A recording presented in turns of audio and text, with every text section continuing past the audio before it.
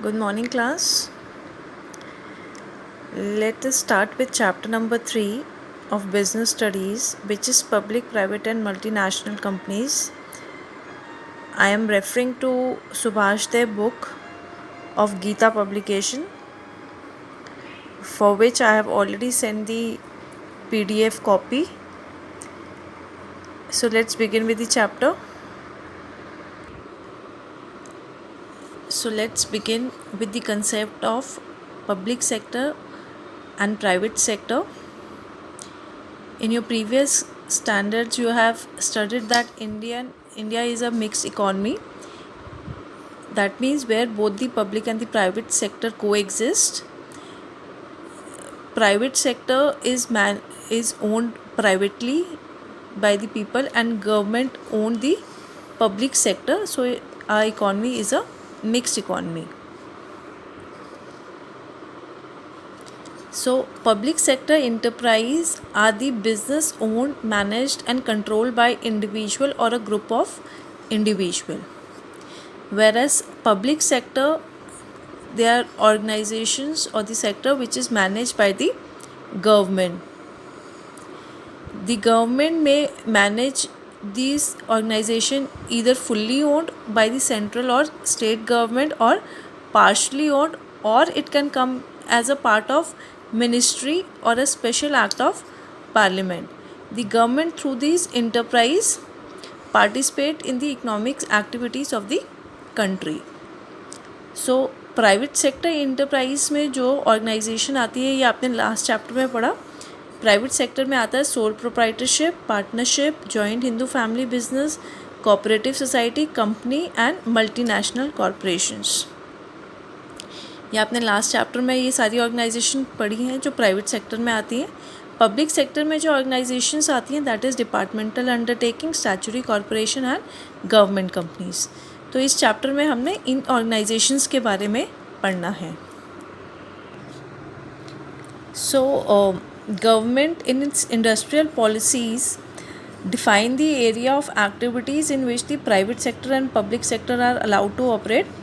So जो हमारा सबसे पहला इंडस्ट्रियल पॉलिसी है that is industrial policy resolution 1948, under which Government of India has specified the approach towards the development of industrial sector, and the role of private and public sector were clearly defined by the government through various acts and regulation, and these were overseeing the economy's activity of both public and the private sector.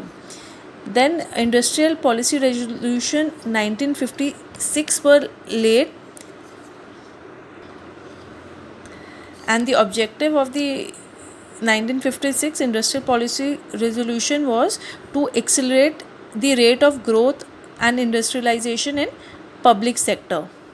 And that time public sector was given a lot of importance, but at the same time mutual dependency of public and private sector was emphasized. Then came Industrial Policy 1991, जिसमें काफ़ी major changes हुए. The government followed the policy of disinvestment of public sector and allowed a greater freedom to the private sector. और same time पे हमने अपनी economy open कर दी थी for the foreign direct investments, and thus the multinational corporation or global enterprise started coming to India and started operating in India. So thus we have public sector unit, private sector enterprise and global enterprise that coexist in the Indian economy today. These were because of the following industrial policies. Then features of public sector enterprise. In public sector enterprise, government has a major role to play, but the government act through its people, its officers and employees that take decision on behalf of the government. Then public sector enterprise were formed by the government to participate in the economic activities of the country, because government want to contribute towards the economic activity, so they show their contribution through public sector enterprise. Then they are expected to contribute to the economic development of the countries in today's liberalized and competitive world. We expect जैसे हमारे private sector operate कर रहे हैं, इसी similar pattern पे हमारी public sector enterprise भी work करे. Then these public sector enterprises are owned by the public and are accountable to the public through the parliament. They are characteristics by public ownership, public fund being used for its activities and public accountability.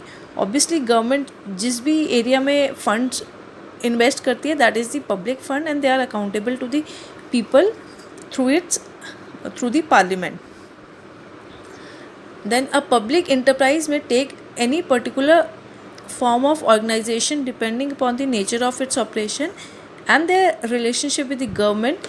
The suitability of a particular form of organization would depend on its requirement. Like हमारे public sector enterprise में 3 organization है: departmental undertaking, statutory corporation and government companies.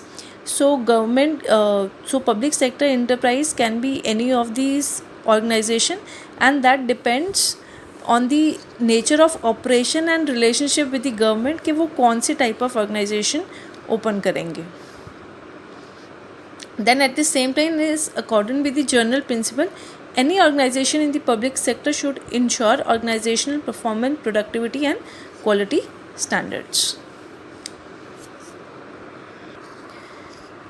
So the first organization that will be study under public sector enterprise is departmental undertaking, and will be studying its feature, merits and limitation. So let's begin. This is the oldest and most traditional form of organizing public enterprise.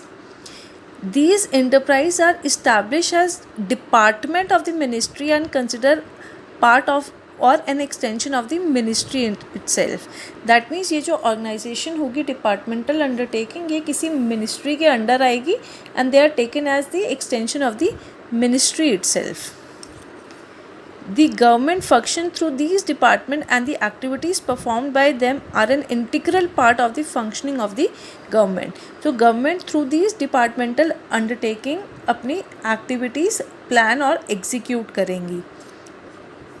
They have not been constituted as autonomous or independent institution, and as such are not independent legal entities. That means इनकी कोई अपनी separate entity नहीं है, legal entity नहीं है. They are part of the ministry and they are not the autonomous or independent bodies जो अपने आप function कर सकती हैं. That means government के जो decision होंगे वो directly इनकी working को impact करेंगे. They act through the officer of the government and its employee are government employees. These undertaking may be under the central or state government, and the rules of central or state government are applicable.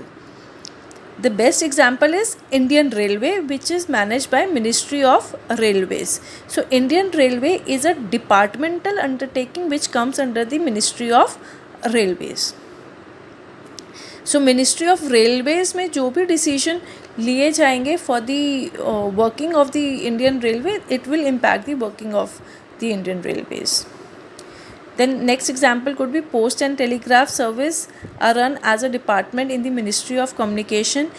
Delhi Milk Scheme, All India Radio, Doordarshan are the other example of departmental undertaking. So features of departmental undertaking, they are accountable to the ministry since the management is directly under the concerned ministry. Then the funding of these enterprise come directly from the government and are annual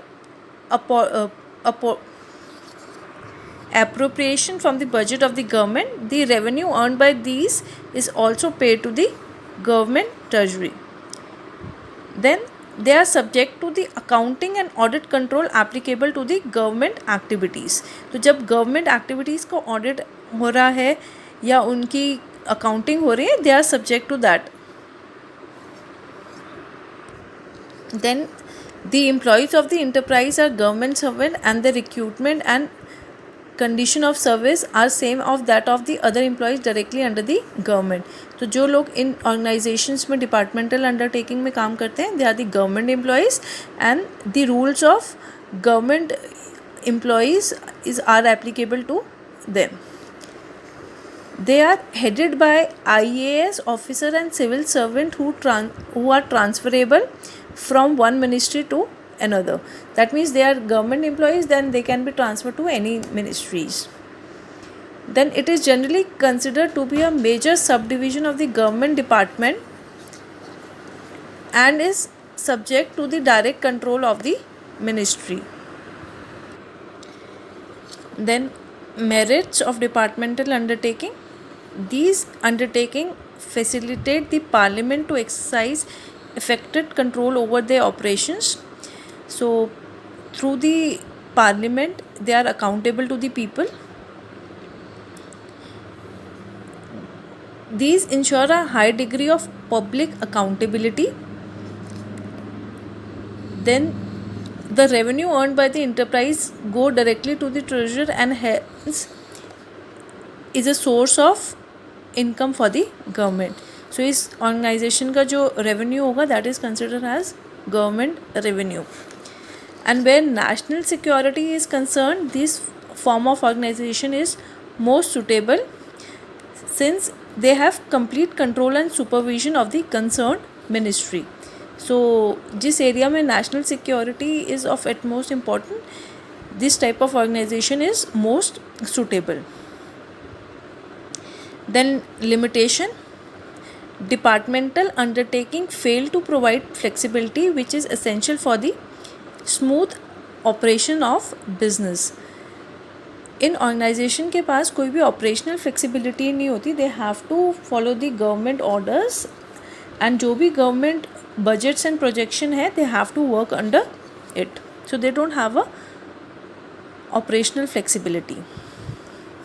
The employee or head of the department of such undertaking are not allowed to take independent decision without the approval of the ministry concerned. This leads to delay in matter where prompt decision are required.